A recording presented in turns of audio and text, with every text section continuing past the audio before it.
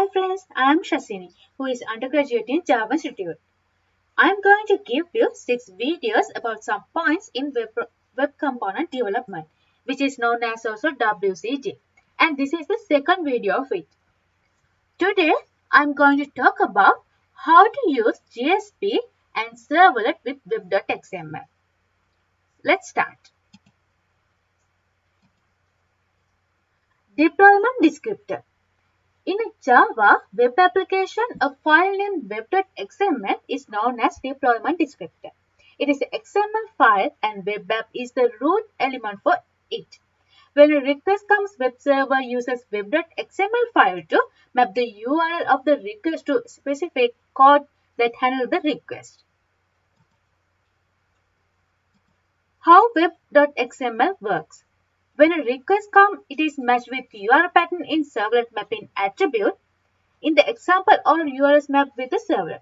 You can specify a URL pattern according to your need. When URL match with URL pattern, web server try to find the servlet name in servlet attribute, same as in servlet mapping attribute. When match found, control list goes to the associated servlet class. So here is some sample code of web.xml file.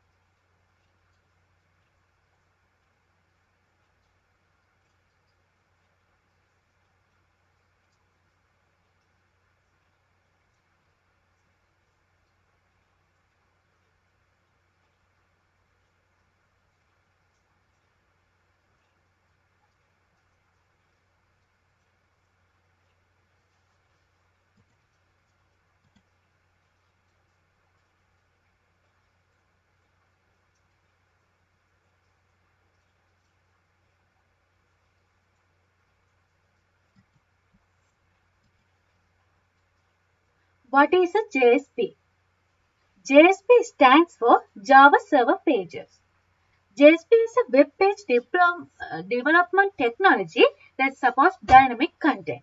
This allows programmers to use specific JSP tags to insert Java code into HTML pages. A part of Java Server Pages is a type of Java servlet designed to perform the function of a Java web application user interface. JSPs are written as text files by web developers that incorporate HTML or XHTML script, XML components, and embedded JSP actions and commands. For many purposes, JSP tags may be used such as downloading data from the database or recording user interest, accessing modules of Java beans, transferring power between sites, exchanging information among queries, like that. So here are some JSP code examples.